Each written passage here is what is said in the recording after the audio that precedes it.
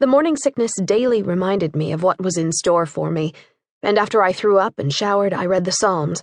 I even set my alarm on Saturday so that I would be through with the morning bathroom routine before anyone else was awake.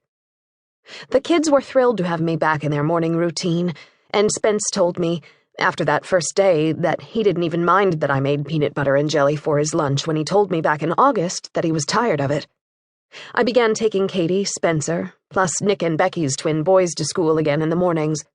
Becky insisted she bring them home since that had been our previous arrangement. I started to pay the bills again and do the grocery shopping and run errands.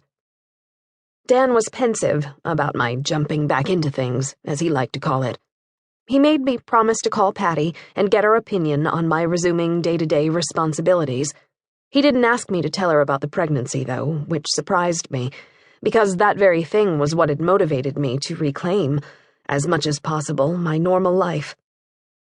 I called the superintendent of the high school where I had been teaching and told him I had a letter for the school board asking if I might have an extended leave of absence due to medical reasons. He was very understanding. He assured me that surviving a violent attack on my life was more than a sufficient cause for a year's leave. He told me to send him the letter and not to worry a moment over it, so I did.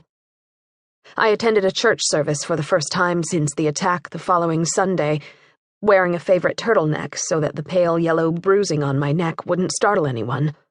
People were genuinely glad to see me. Several hugged me with tears in their eyes, and I wondered how much Nick had told them. The police had been careful to keep my name out of the papers and news reports, but many of these people were friends, and I'm sure they knew the unnamed woman abducted from a mall parking lot, assaulted, nearly strangled, and left for dead, was me. That same Sunday afternoon, my mother called and again offered to come out, this time without Stuart. "No, Mom," I pleaded. "I wouldn't have you do that to Stu." "He's okay about it," she insisted. "But I'm not," I said. "I want you both to come at Thanksgiving like we had planned."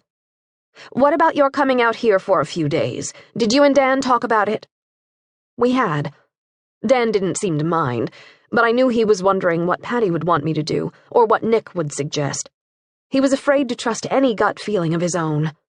I imagine he was still blaming himself for not going with me the night I went to the mall. I also wondered if he'd had some sort of feeling before I went that night that I would be better off if he came and had shrugged off the hunch. But of course I couldn't ask him that. "We're still trying to decide, Mom," I said. "Matthew really wants to see you," she added. We ended up leaving it that I would let her know by the next Sunday. It was actually Thursday that I called her back and told her I was coming. It wasn't a horrible week, but it was one that left me feeling like a fish out of water. On Monday, after the kids left for school, Dan had left for work, and the security system was properly switched on, I began to feel a compulsion to clean. Part of me was at a loss as to what to do with myself with a Monday morning all to myself, with no kids, no students, and no husband to occupy my time. The other part of me was still grappling with the enormity of the situation facing me. It wasn't the first time in my life I had cleaned instead of pacing the floor in frustration.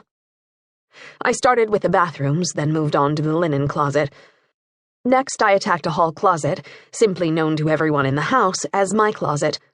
In it, I kept dozens of boxes of things that were either precious to me or that I had been unable to throw away.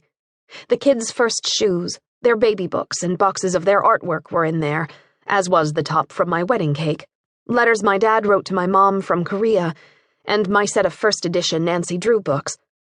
But there were also notes from all my college courses, past issues of cooking magazines, and several boxes of old Christmas cards. I didn't know why I had kept the cards, but I had, for the past 8 years. Each bundle contained dozens of old cards that I hadn't looked at since the day I had gathered them up and tied them up with used gift ribbon. Nor did I have a reason for suddenly deciding that keeping them was utter nonsense, but it just struck me what a waste of time and energy it was to hang on to them. I sat down on the floor, pulled out the boxes, and untied the ribbons. I opened each card and checked for a photo. If there was one, I set it aside to keep it. The cards, including any outdated Christmas letters, went into a garbage bag.